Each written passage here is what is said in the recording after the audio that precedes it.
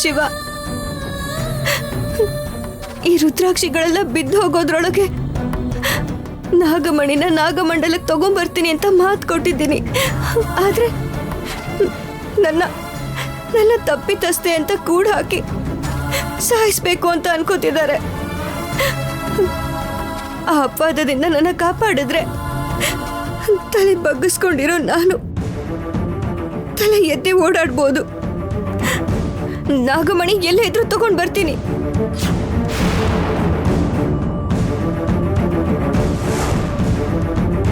ಅಮ್ಮ ಚೌಡಮ್ಮ ತಾಯಿ, ಪ್ರತಿ ಸಲ ನಿನ್ನ ಹತ್ರ ಬಂದಾಗೆಲ್ಲ ಅರ್ಶನ ಕುಂಕುಮದಿಂದ ನಿನಗೆ ಪೂಜೆ ಮಾಡ್ತಾ ಇದ್ದೆ. ಆದ್ರೆ ಇವತ್ತು ನಿಸ್ಸಹಾಯಕ ಸ್ಥಿತಿಯಲ್ಲಿದ್ದೀನಿ.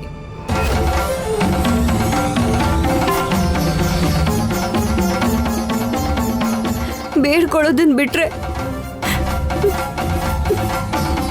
ಪೂಜೆ ಮಾಡೋದಕ್ಕೆ ನಾನು ಏನನ್ನೂ ತಂದಿಲ್ಲ.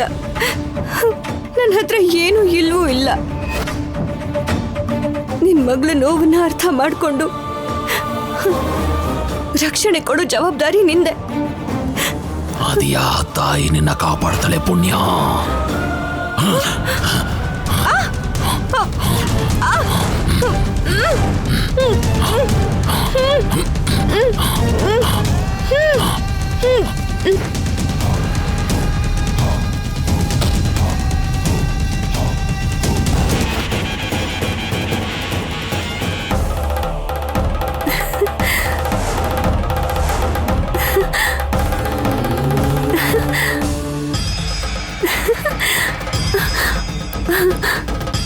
ಈ ಹುತ್ತದ ಮಣ್ಣನ್ನು ತಗೊಂಡೋಗಿ ನಾಗಮ್ಮನ್ನ ಪ್ರತಿಷ್ಠೆ ಮಾಡಿ ಪೂಜೆ ಮಾಡಿದ್ರೆ 5ನೇ ದಿನದ ಪೂಜೆನೂ ಕೂಡ ಸಕ್ಸಸ್ಫುಲ್ ಆಗಿ ಪೂರ್ತಿ ಮಾಡ್ಬೋದು.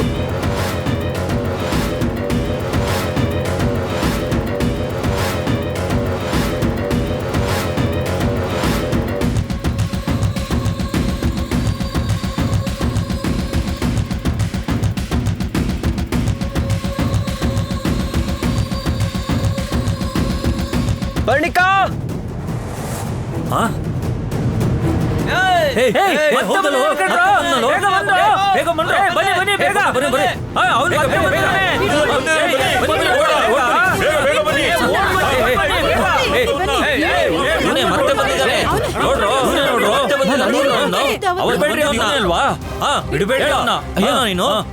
ಏನಕ್ಕೆಲ್ಲ ಕೂಗಾಡ್ತಾ ಇದ್ದೀರಾ? ನಾನು ಅನಿರುದ್ಧ್. ನಾನು ಒಂದ್ಸಲ ನಿಮ್ಮ ಊರಿಗೆ ಬಂದಿದ್ನಲ್ಲ. ಅಯ್ಯೋ, ಮರ್ತೋಗ್ಬಿಟ್ರಾ? ಅವಾಗಿಂದ ಈ ಊರಿಗೆ ಅನಿಷ್ಟ ಬಂದಿದೆ ಕಣ್ಲ. ಬಿಡ್ಬೇಡಿ.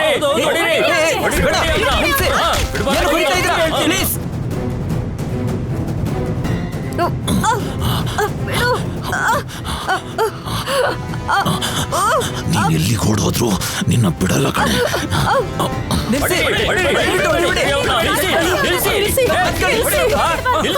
ಏನ್ ನಿಮ್ ಜಗಳ? ನಾಗಮಣಿ ಇವನೇ ತಗೊಂಡೋಗಿದ್ದು ಅಂತ ಪುಣ್ಯ ಹೇಳಿದ್ಲಲ್ಲ. ಸ್ವಾಮಿ, ನಾಗಮಣಿನ ಪುಣ್ಯ ತರ್ತಾಳೆ ಅಂತ ಹೇಳಿದ್ಲಲ್ವಾ? ದಯವಿಟ್ಟು ಇವನನ್ನ ಹೊಡಿಬೇಡಿ, ಬಿಟ್ಬಿಡಿ. ನೀ ಸುಮ್ನಿರಮ್ಮ, ನಿನ್ಗೇನು ಗೊತ್ತಿಲ್ಲ. ಹೊಡಿರೋ, ಹಾಕೊಂಡು ಬಿಡಿರೋ, ಹೊಡಿರೋ, ಹೊಡಿರೋ.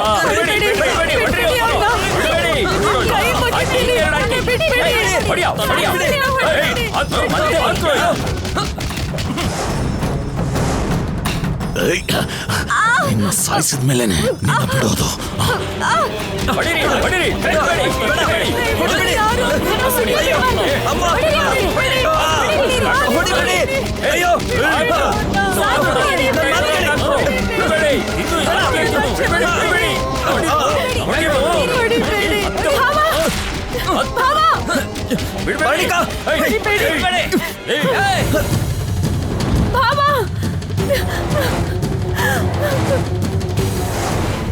ಬರ್ಣಿಕಾ, ಬೇಗ ಬಾ.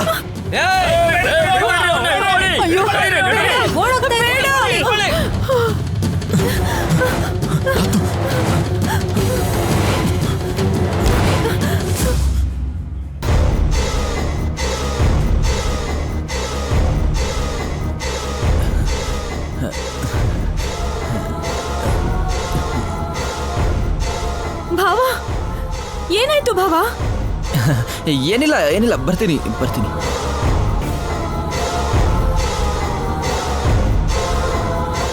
ಛೇ, ಇವಳು ಎಲ್ಲಿಗೆ ಹೋದ್ಲು ಈ ಪುಣ್ಯ? ಯಾರು? ಏನಾಯ್ತು ಭಾವ? ಏನಿಲ್ಲ ಏನಿಲ್ಲ, ನೀನ್ ಅಲ್ಲೇ ಇರು, ನಾನು ಬರ್ತೀನಿ. ಯಾವುದೇ ಪರಿಸ್ಥಿತಿಯಲ್ಲೂ ನೀನು ಈ ಕಾರ್ ಒಳಗೆ ಇರ್ಬೇಕೆ ಹೊರತು ಕಾರಿಂದ ಕೆಳಗಿಳಿಬಾರ್ದು. ಭಾವ ಭಾವ ಭಾವ ಸಾಯಿ ಸಾಯಿ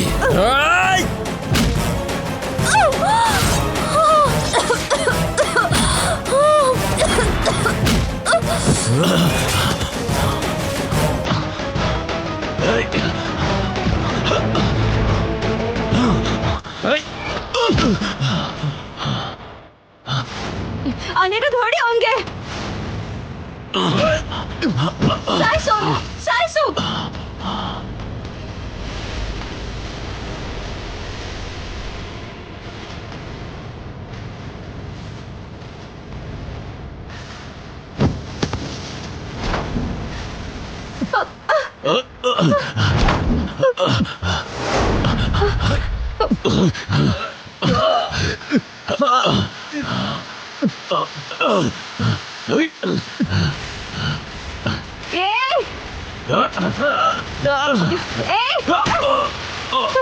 ಸಾಯೋ.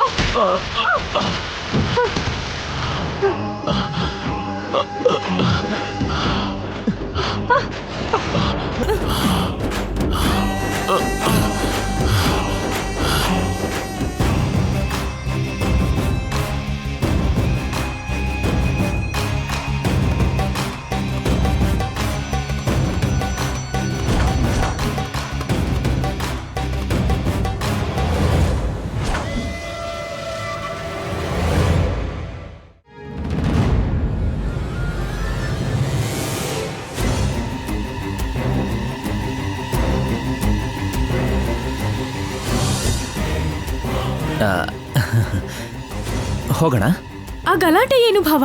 ಅಷ್ಟಕ್ಕೂ ಅವ್ರು ಯಾಕೆ ನಿನಗೆ ಅವೆಲ್ಲ ಹೊಡೆದ್ರು? ನಿನಗೆ ಆಮೇಲೆ ಹೇಳ್ತೀನಿ, ಮೊದಲು ಹೋಗೋಣ. ಭಾವ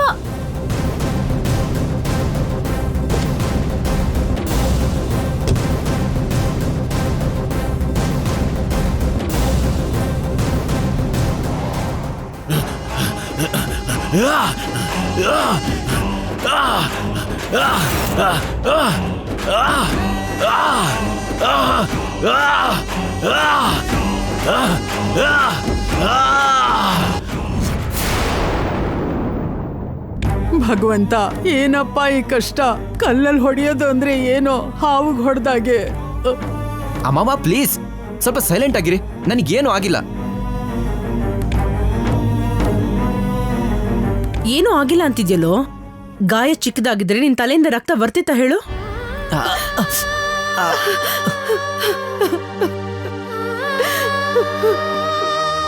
ಅವನ್ನ ಕಳ್ಸೋಕೋ ಮುಂಚೆ ಬುದ್ಧಿ ಇರಬೇಕು. ಈಗತ್ತು ಏನ್ ಪ್ರಯೋಜನ? ಅಷ್ಟಕ್ಕೂ ನಮ್ಮನೆ ಹುಡುಗನಿಗೆ ಕಲ್ಲಿಂದ ಹೊಡೆದಿದ್ದಾರೆ ಅಂದ್ರೆ ಏನ್ ಅರ್ಥ ಅಣ್ಣ? ಅವ್ರು ಯಾರು ಅಂತ ಕಂಡಿಡ್ದು ಅವ್ರನ್ನ ಸಾಯಿಸ್ಬಿಡ್ಬೇಕು.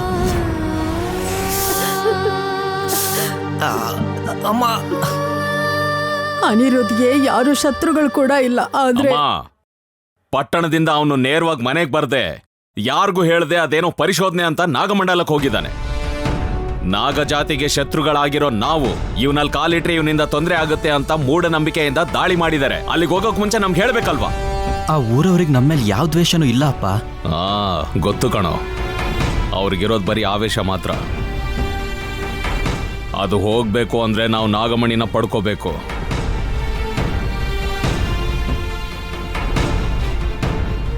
ಅನಿರುದ್ಧ್, ನಾಗಮಣಿಯಿಂದ ನೀನು ನಾಗನಿಧಿಯನ್ನ ಪಡ್ಕೋಬೇಕು.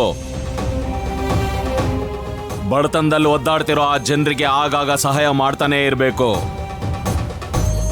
ಆಗ ಎಸ್ದ ಕಲ್ಲುಗಳನ್ನ ಅವರೇ ಆರಿಸ್ಕೊಂಡು ತಂದು ನಿನ್ನ ಹೆಸರಲ್ಲಿ ದೇವಸ್ಥಾನ ಕಟ್ತಾರೆ. ಇವತ್ತು ನೀನು ಓಡ್ ಬಂದಿದೀಯ, ಆ ದಿನ ಬಂದ್ರೆ ಅವರೇ ನಿನ್ ಕಡೆ ಓಡೋಡಿ ಬರ್ತಾರೆ. ನೆನ್ಪಿಟ್ಕೋ. ಸರಿಯಾಗಿ ಹೇಳ್ದೆ ಅಣ್ಣ. ಅದು ನಡಿಬೇಕು ಅಂದ್ರೆ ನಾಗಮಣಿ ಸಿಗ್ಬೇಕು. ನಾಗಮಣಿ ಸಿಗ್ಬೇಕು ಅಂದ್ರೆ ಆ ಪುಣ್ಯ ಸಿಗ್ಬೇಕು. ಅವಳು ನಾಗಮಣಿನ ಕಳ್ತನ ಮಾಡಿಲ್ಲ, ಪ್ರೊಫೆಸರ್ನ ಹತ್ಯೆ ಕೂಡ ಮಾಡಿಲ್ಲ. ಯಾಕೆ ಅನಾವಶ್ಯಕವಾಗಿ ಎಲ್ರು ಅವಳು ಹಿಂದೆ ಬಿದ್ದಿದ್ದೀರಾ ಅಪ್ಪ? ಅವಳಿಗೇನಾದ್ರೂ ಮಾಡಕ್ ಹೋದ್ರೆ ನೀನ್ ಯಾಕೋ ಪರಿತಪಿಸ್ತಾ ಇದ್ಯಾ? ನೀವೇನಾದ್ರೂ ಮಾಡ್ತೀರಾ ಅಂತ ಭಯ ಇರ್ಬೇಕು. ನಿನ್ಗೇನು ಗೊತ್ತಾಗಲ್ಲ, ಸುಮ್ನಿರಮ್ಮ. ಭದ್ರಾ, ಅನಿರೋಧ್, ಕಾಣದೇ ಇರೋ ಹುಡುಗಿ ಮೇಲೆ ಕನಿಕರ ತೋರಿಸೋದು ತಪ್ಪೇನಿಲ್ಲ. ಆದ್ರೊಂದ್ ವೇಳೆ ಆ ಹುಡುಗಿ ಕಾಣಿಸಿದ್ರೆ ಕರುಣೆ ತೋರಿಸಿ ಬಿಟ್ಟು ಬಂದ್ರೆ ಮಾತ್ರ ತಪ್ಪಾಗುತ್ತೆ. ನೀನಾ ತಪ್ಪು ಮಾಡಲ್ಲ ಅನ್ಕೊಂಡಿದೀನಿ. ಹೋಗ್ ಸ್ವಲ್ಪ ರೆಸ್ಟ್ ಮಾಡು. ಸರಿಯಪ್ಪ.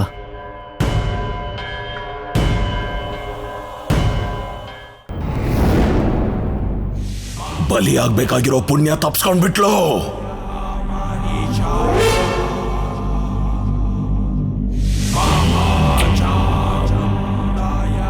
ನನ್ನ ಹತ್ರ ಇನ್ನೂ ಶಕ್ತಿಗಳಿದ್ದಿದ್ರೆ ಕಲ್ ತಗೊಂಡು ಹೊಡೆದಿರೋ ಊರ್ ಜನರನ್ನ ಕಲ್ಗಳನ್ನಾಗಿ ಮಾಡಿಬಿಡ್ತಿದ್ದೆ. ನನ್ನ ಆ ಸಮಯ ಶಕ್ತಿ ವಾಪಸ್ ಬರಬೇಕು ಅಂದ್ರೆ ನನ್ನ ಕೈಗೆ ಪುಣ್ಯ ಸಿಗಬೇಕು. ಅವಳನ್ನ ಕರ್ಕೊಂಡು ಬಂದು ಕಾಳಿಕ ಪಾದಕ್ಕೆ ಬಲಿ ಕೊಡಬೇಕು. ನನಗೆ ಬೇಕಾಗಿರೋ 2 ವಸ್ತುಗಳು ಆ ಬಂಗ್ಲೆಯಲ್ಲೇ ಇದ್ದಾವೆ. ಒಂದು ನಾಗಮಣಿ, ಇನ್ನೊಂದು ಪುಣ್ಯ. ನನ್ನ ಸ್ವಾಧೀನಕ್ಕೆ ಸೇರ್ಬೇಕಾಗಿರೋದು ಒಂದು, ಸಮಾಧಿಗೆ ಸೇರ್ಬೇಕಾಗಿರೋದು ಇನ್ನೊಂದು. ಕರ್ಸ್ಕೋತೀನಿ. ಆ ಪುಣ್ಯನ ಹೇಗಾದ್ರೂ ಮಾಡಿ ಆ ಬಂಗ್ಲೆಯಿಂದ ಹೊರ ಕರ್ಸ್ಕೋತೀನಿ. ಧನಂಜಯ ವರ್ಮ ನನ್ನ ಸ್ನೇಹನ ಒಪ್ಕೊಂಡಿದ್ರೆ ಇಷ್ಟೊತ್ತಿಗೆ ನಾಗನಿಧಿನ ಪಡ್ಕೊಂಡು ಸಮಾನವಾಗಿ ಹಂಚ್ಕೊಂಡಿರ್ತಾ ಇದ್ವಿ.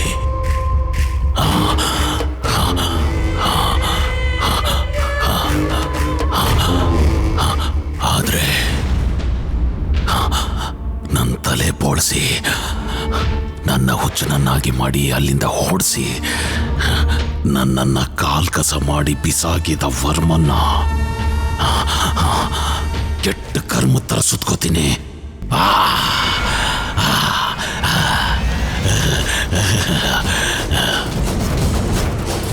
ಪುಣ್ಯ ಹತ್ರ ಸರ್ವಾಂಗ ಸಮರ್ಪಣ ಮಾಡಿಸಿ ಮಹಾಶಕ್ತಿವಂತನಾಗಿ ನಾಗಮಣಿನ ನಾಗನಿಧಿನ ಅವೆರಡನ್ನೂ ನಾನು ವಶಪಡಿಸ್ಕೋತೀನಿ.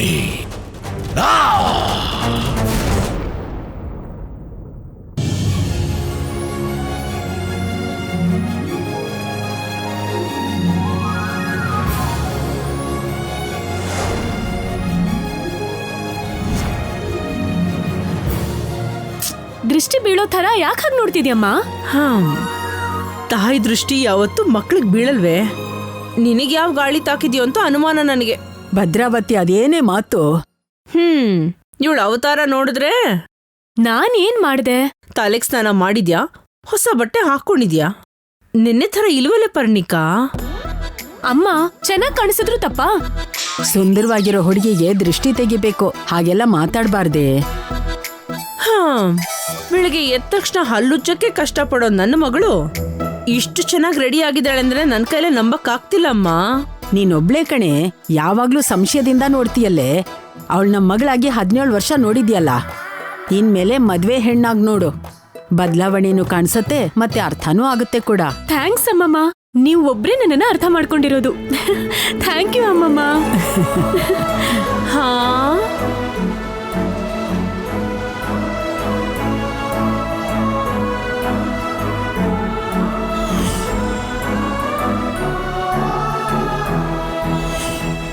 ಏಯ್,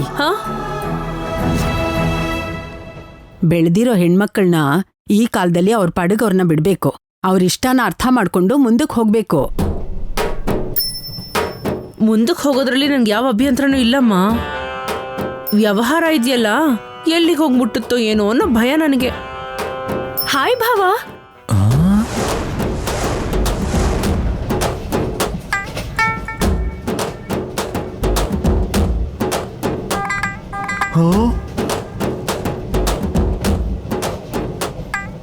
ಏನೇ ಇದು? ನೀನೇನಾ? ಆಶ್ಚರ್ಯನಾ ಅದ್ಭುತನಾ? ಅನುಮಾನ. ಯಾವ್ದೋ ದೆವ್ವ ಹಿಡ್ದಿರೋ ಹುಡುಗಿ ಬಂಗ್ಲೆಲೆಲ್ಲ ಸುತ್ತಾಡ್ತಾ ಇದೆ ಅಂತ ಹೇಳಿ ಊರವ್ರೆಲ್ಲ ಮಾತಾಡ್ತಾ ಇದ್ರು. ನಾನು ಸಡನ್ ಆಗಿ ನಿನ್ನ ನೋಡಿದ ತಕ್ಷಣ ಅದ್ ನೀನೇ ಅನ್ಕೊಂಡ್ಬಿಟ್ಟೆ. ಭಾವ, ದಿಸ್ ಇಸ್ ಟೂ ಮಚ್.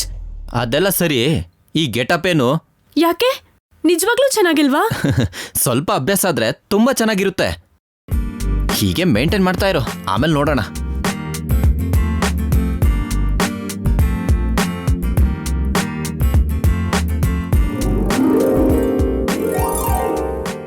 ಕೊನೆಯದಾಗಿ ಭಾವ ಓಕೆ ಅಂದಂಗೆನಾ? ಏನೋ ಈ 6 ದಿನದ ಪೂಜೆ ಮುಗಿದ ಮೇಲೇನೆ ಕ್ಲಾರಿಟಿ ಸಿಗೋದು.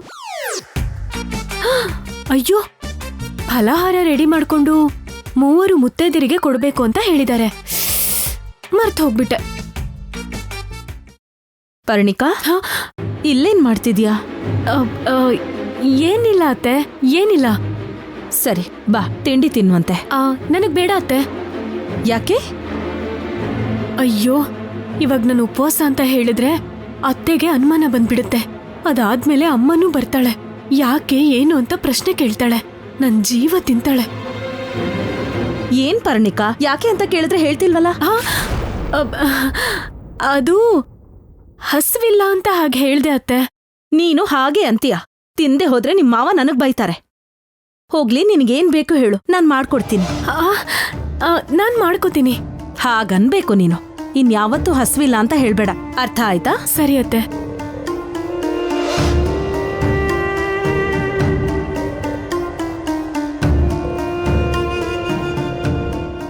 ಆದಷ್ಟು ಬೇಗ 3 ಮುತ್ತೈದರಿಗೆ ಫಲಹಾರ ಮಾಡ್ಕೊಂಡು ತಗೊಂಡು ಹೋಗ್ಬೇಕು.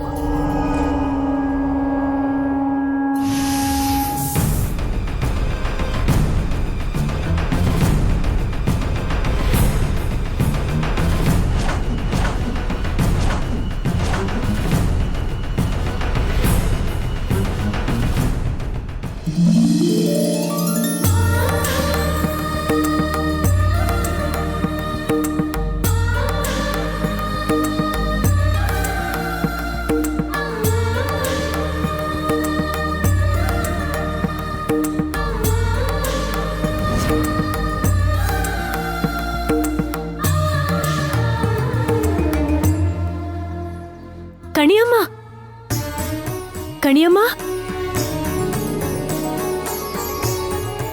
ಇಲ್ಲೇನ್ ಮಾಡ್ತಿದ್ದೀರಾ?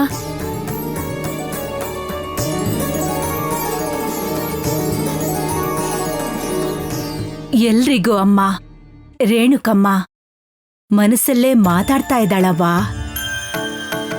ಏನು ಬಿಡು, ನೀನ್ ಹೇಳಿದ್ದನ್ನ ಕೇಳೋದು, ಹೇಳಿದ್ದನ್ನ ಮಾಡೋದಷ್ಟೇ ಗೊತ್ತು ನನ್ಗೆ. ನನ್ ಮನೇಲಿ ಒಂಟಿಯಾಗಿರ್ಬೇಕಾದ್ರೂ ಕೂಡ ನಿನ್ ಮಾತೆ ಕೇಳಿಸ್ತಿರುತ್ತೆ, ಗೊತ್ತಾ ಕಣಿಯಮ್ಮ? ಇಲ್ ನೋಡು ಕಣಿಯಮ್ಮ, ನೀನ್ ಹೇಳ್ದಂಗೆ ಫಲಹಾರ ತಯಾರು ಮಾಡ್ಕೊಂಡ್ ಬಂದಿದ್ದೀನಿ. 6ನೇ ದಿನದ ಪೂಜೆಯಾಗಿ 3 ಜನ ಮುತ್ತೈದೆರಿಗೆ ಫಲಹಾರ ಕೊಡು ಅಂತ ಹೇಳಿದ್ನಲ್ಲ, ತಗೊಂಡ್ ಬಂದಿದ್ದೀನಲ್ಲ. ಎಲ್ಲಿದಾರ್ ಮುತ್ತೈದೇರು? ಇಲ್ಲೆಲ್ಲಿರ್ತಾರವ್ವಾ? ನಿಜಾನೇ, ಊರಲ್ಲಾಗಿದ್ರೆ ಅಕ್ಕಪಕ್ಕದವ್ರನ್ನೇ ಕರಿಬೋದಾಗಿತ್ತು. ಈ ಕಾಡಲ್ ಮುತ್ತೈದೇರು ಅಂದ್ರೆ ಎಲ್ಲಿಂದ ಬರ್ತಾರೆ? ಅಷ್ಟಕ್ಕೂ ಯಾರಿಗೂ ಗೊತ್ತಾಗದೇ ಇರೋ ಹಾಗೆ ನಾನ್ ಇಲ್ಲಿಗೆ ಬರೋದಕ್ಕೇನೆ ಕಷ್ಟ ಆಯ್ತು. ಬರ್ಬೇಕು ಕಣವ್ವಾ. 3 ಜನ ಮುತ್ತೈದೆರು ಬಂದು ನೀನ್ ಕೊಟ್ಟ ಫಲಹಾರನ ತಿಂದ್ರೇನೆ ನೀನು ಪೂಜೆಗೆ ಫಲ ಸಿಗ್ತೈತೆ. ಹೌದಾ? ಮತ್ ಹೇಗೆ ಕಣಿಯಮ್ಮ? ನಿನ್ ಪ್ರಯತ್ನನ ನೀನ್ ಮಾಡು.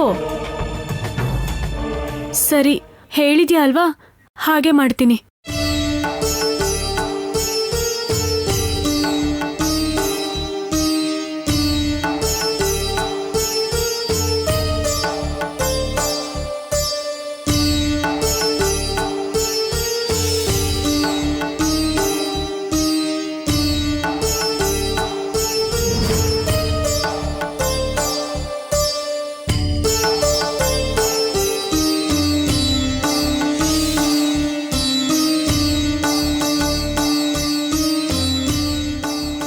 ಎಲ್ಲನೂ ಬಡಿಸಿಟ್ಟಿದ್ದೀನಿ ಕಣಿಯಮ್ಮ, ಮುತ್ತೈದೆಯರೇ ಇಲ್ಲ.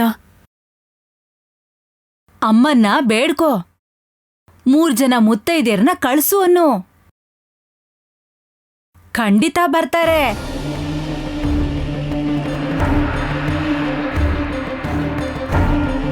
ಅಮ್ಮ ರೇಣುಕಾದೇವಿ, ನಿಷ್ಠೆಯಿಂದ ಪೂಜೆ ಮಾಡಿದ್ದೀನಿ. ಕಾಯ ವಾಚ ಪ್ರತಿಯೊಂದು ಪದ್ಧತಿಯಿಂದ ಮಾಡಿದ್ದೀನಿ. ನಾನು ಮಾಡಿಟ್ಟಿರೋ ಈ ಫಲಾಹಾರನ ತಿನ್ನೋದಕ್ಕೆ 3 ಮುತ್ತೈದೆಯರನ್ನ ಕಳಿಸ್ಕೊಡಮ್ಮ.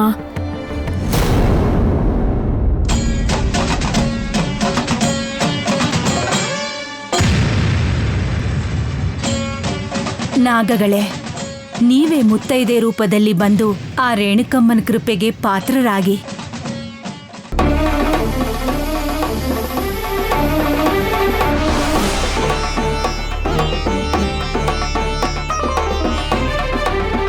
ಕಣ್ಣು ತೆಗೆದು ನೋಡವ್ವ, ಅಮ್ಮನ್ ದಯೆ ನೋಡು.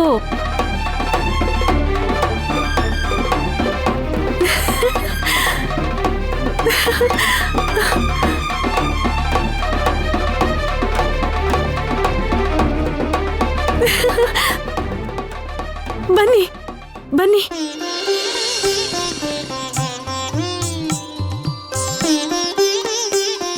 ಕಣಿಯಮ್ಮ, 3 ಮುತ್ತೈದೆಯರು ಬಂದಿದ್ದಾರೆ.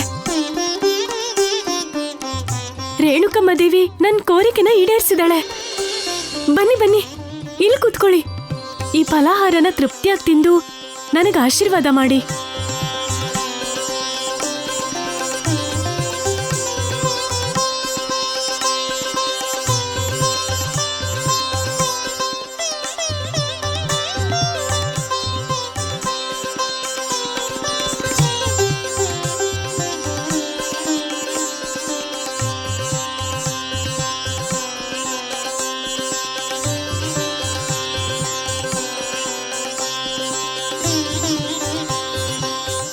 ಮುಜುಗರ ಪಟ್ಕೊಳ್ದೆ ಚೆನ್ನಾಗಿ ತಿನ್ನಿ.